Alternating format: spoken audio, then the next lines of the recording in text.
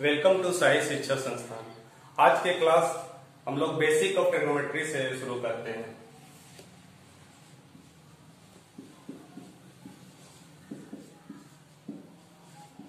Basic of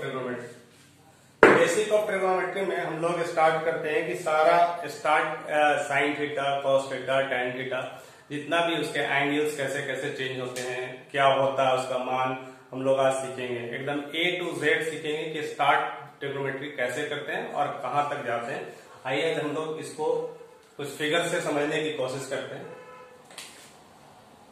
ये हमारा right angle triangle है जिसको हम लोग समकोण त्रिभुज कहते हैं। ये समकोण त्रिभुज है ABC। अगर ये त्रिभुज समकोण है या राइट एंगल ट्रायंगल है तो डेफिनेटली यहां पर जो एंगल होगा, कोण होगा, जिसको कोण कहते हैं, वो 90 डिग्री होगा।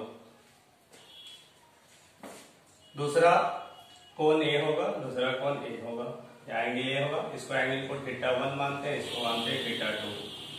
हमेशा θ1 प्लस θ2 इक्वल टू 90 डिग्री होगा, क्योंकि यहाँ पर ऑलरेडी B कोण 90 डिग्री दिया हुआ है।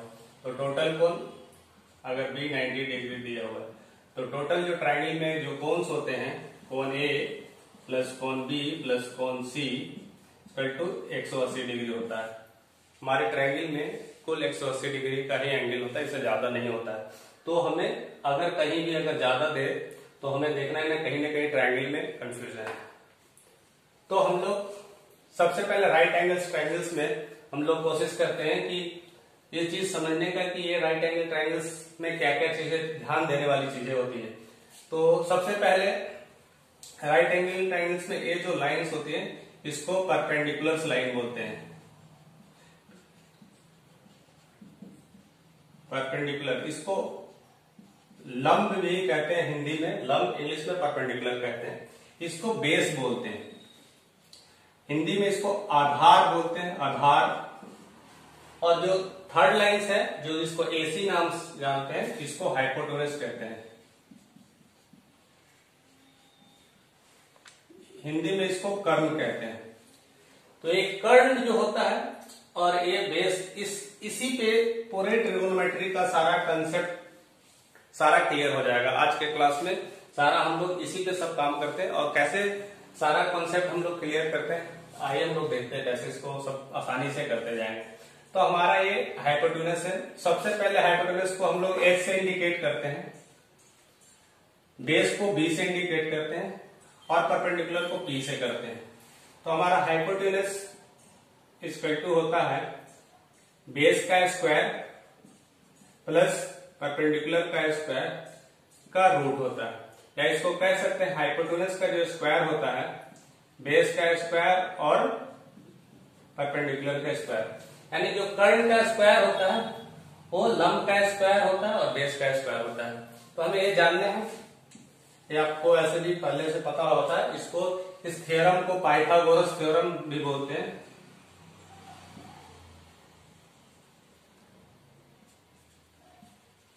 हिंदी में पाइथागोरस थ्योरम।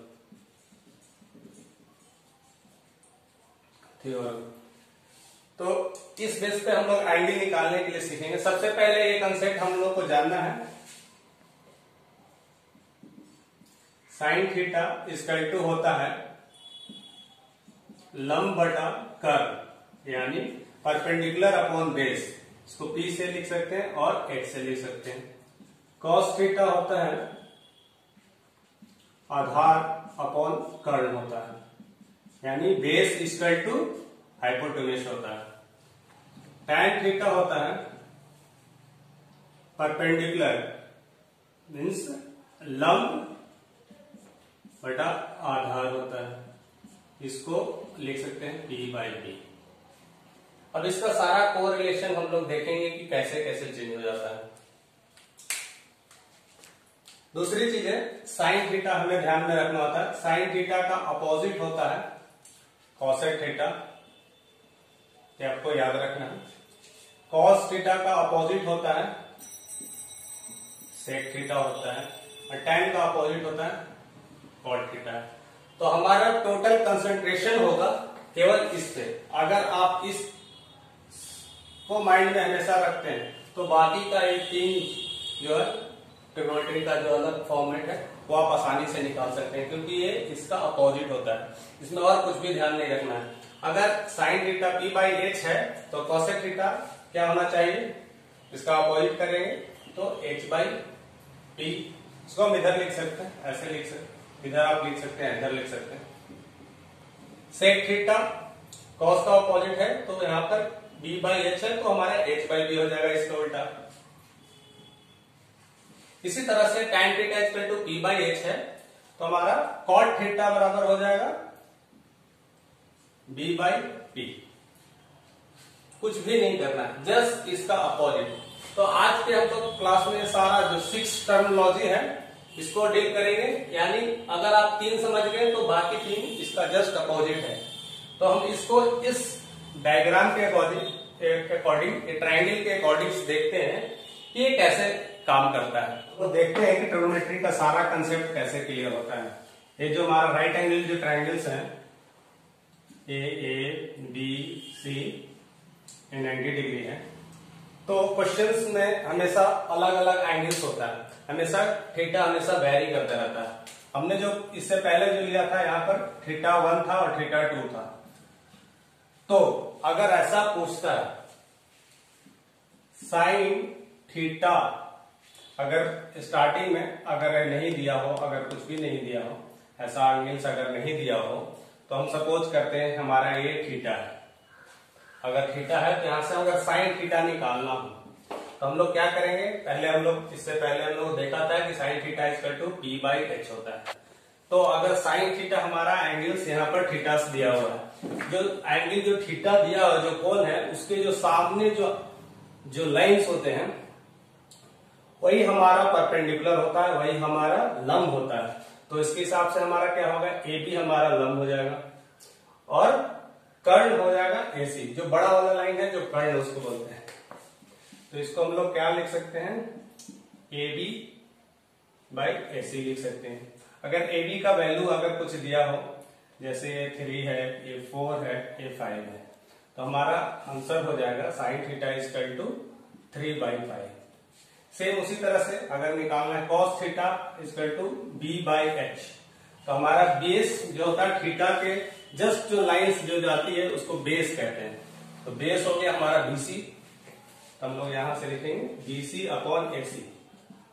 तो हमारा BC कितना दिया हुआ 4, AC 5 है, तो यहां से 4/5। इस तरह से tan थीटा निकालना हो तो tan थीटा बराबर होता p/b। तो हमारा से p कितना है, परपेंडिकुलर हमारा हो गया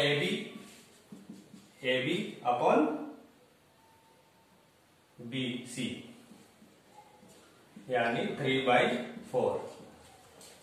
तो इस तरह से आप एंगल्स का वैल्यू निकालते चले जाएंगे। और सेम अगर आपको अपोजिट पूछा, साइन का अपोजिट अगर कॉसेक पूछता है, कॉसेक थीटा, तो हमारा वैल्यू निकलेगा आ जाएगा कितना 5/3। उसी तरह से अगर सेक थीटा पूछता है तो इसका वैल्यू हो जाएगा 5/4। अगर ये पूछता है कॉट थीटा तो यहां पर वैल्यू हो जाएगा 4/3। सो कुछ भी नहीं करना, इतना आसान है।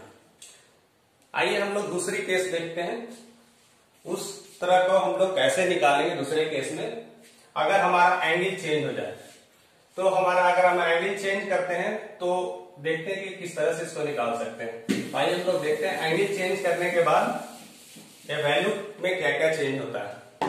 तो हमने यहां एंगल चेंज किया, इसको मैं अभी थीटा A नहीं लेकर के अगर थीटा A ले लिया तब देखते हैं कि क्या क्या चेंज होता है। तो हमारा थीटा A हो गया, तो अब यहां से साइन थीटा फिर से निकालना अगर पड़े तो साइन थीटा आगे p/h। अब हमारा p जो एंगल्स है उसके जो सामने वाले जो होते हैं, जो लाइंस होते हैं, वो हमारा परपेंडिकुलर होता है। तो इस एंगल के अकॉर्डिंग हमारा परपेंडिकुलर A हो गया। अगर ये एंगल था तो हमारा परपेंडिकुलर A था, अब इस एंगल है तो हमारा परपेंडिकुलर BC हो गया। तो यहां पर हम लोग लिख सकते हैं BC/ और कर्ण हमारा हो गया AC, यानी हमारा वैल्यू हो गया 4/5। इसी तरह से cos थीटा बराबर बी बाई एच। बी हमारा कॉस का जो थीटा के साथ जो लाइंस होते हैं उसको बेस कहते हैं, तो हमारा हो गया A B upon A C 3/5। Tan theta हमारा फिर हो जाएगा पी बाई बी। पी हमारा इसका हो गया B C upon A B. B C क्या दिया हुआ है 4/3। इसी तरह से फिर इसका अपोजिट अगर निकालने के लिए अगर कहता है तो साइन का हो गया cosec theta. Cosec theta equal to हो जाएगा 5/4। इसका हो गया सेक थीटा हो जाएगा, तो सेक थीटा इक्वल टू कितना हो गया 5/3 हो गया। अगर इसका पूछता है cot theta, cot theta equal to कितना हो जाएगा 3/4। इस तरह से आप एंगल अगर किसी तरह का भी चेंज कर दे, अगर एंगल चेंज करके कोई भी चेंज करे, या थीटा 1 इधर करे या थीटा 2 इधर करे या थीटा 2 कुछ भी करे, उसके हिसाब से निकालते चले जाएंगे, तो हमारा ऐसे आसानी से कैलकुलेशंस हो जाता है। तो नेक्स्ट पार्ट हम लोग देखते हैं कि एंगल्स अगर दिया हो और कोई एक टर्म्स दिया हो, एक लाइंस दिया हो, बेस दिया हो, परपेंडिकुलर्स दिया हो और कोई एक टर्म्स नहीं दिया होता है, तो उसको आसानी से